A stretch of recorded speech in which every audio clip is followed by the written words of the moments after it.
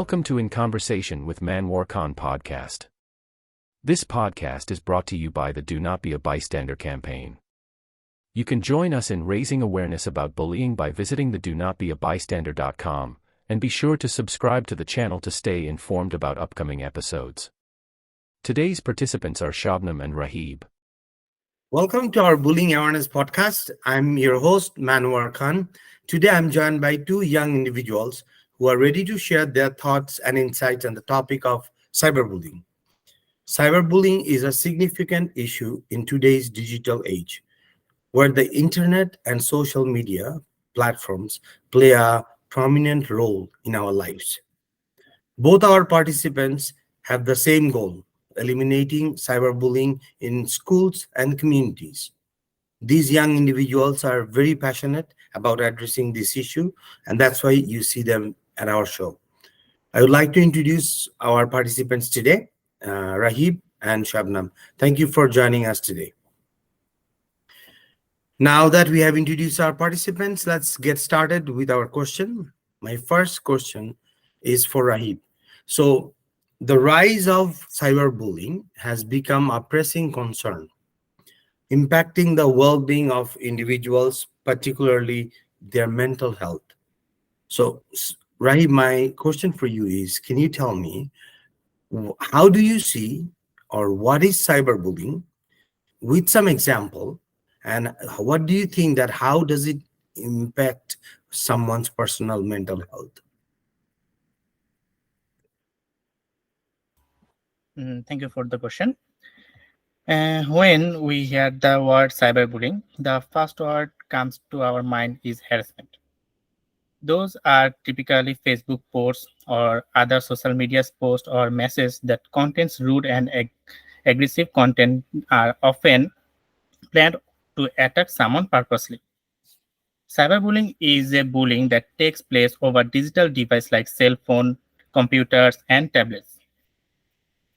The most common places where cyberbullying occurs are social media such as Facebook, Instagram, Snapchat, YouTube, and TikTok, texting messages and messaging app on mobile, online gaming communities, chat rooms, and message boards, and like emails.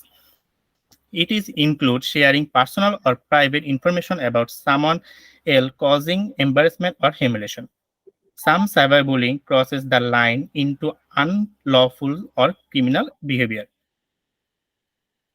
It affects our mental health. For example, when a children or teen is attacked for their interest or action, they are much less likely to try anything new.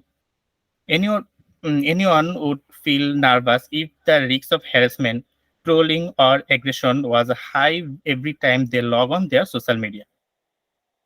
Ongoing internet-based aggression can result in difficulty concentrating in school and ongoing hobbies. It is not easy to admit bullying. Children and teens who experience it may become more secretive about their internet uses, attempt to hide their experience, and stay themselves more frequently. Sometimes targets of cyberbullying respond to their intense feeling or harming themselves in some way. For example, some might encourage in self-harm. And thank you. Excellent.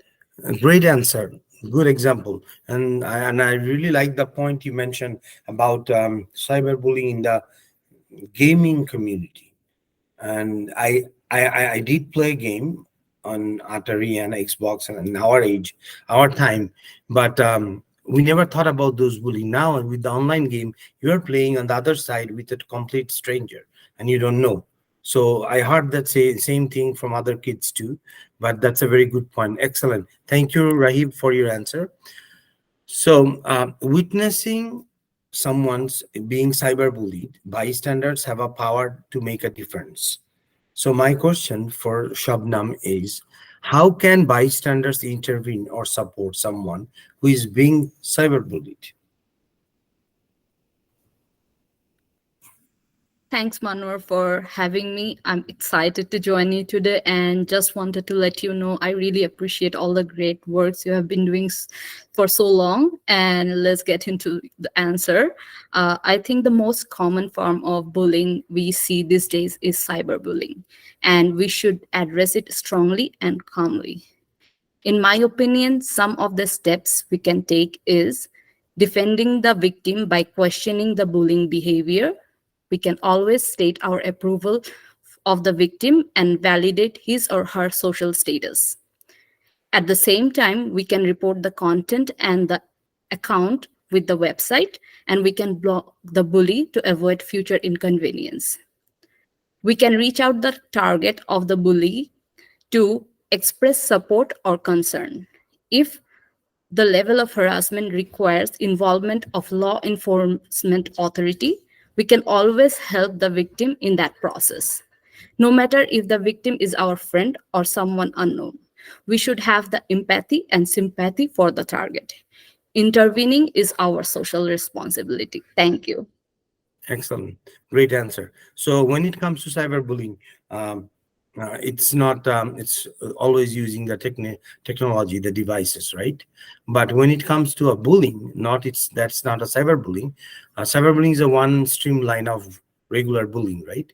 And when I'm talking about the term bystander, you always have to make sure, both of you always have to, we always have to make sure that before you intervene, if it is safe for you or not. If you're intervening on some kind of bullying situation, you have to make sure your safety first, then you intervene. And if you cannot help, you go and get help from someone else, right? Excellent. Anything else? Any other comments you want to add, Shabnam or Rahib? I'm good. All right, excellent. So we have come to the end of our podcast. I would like to thank our participants, Rahib and Shabnam. Thank you so much. Thank you so much for listening to today's episode. Before we wrap up, I would like to remind our listeners that there are several resources available to help individuals dealing with bullying. The government of Alberta has a bullying helpline that can be reached at 1-888-456-2323. Bullying is a violation of human rights. Under no circumstances, bullying is acceptable. As a community, we have a shared responsibility to take a stand against bullying and refuse to be a bystander. Thank you so much for joining in conversation with MANWAR Khan, and see you next week. Bye, everybody. Bye. Bye.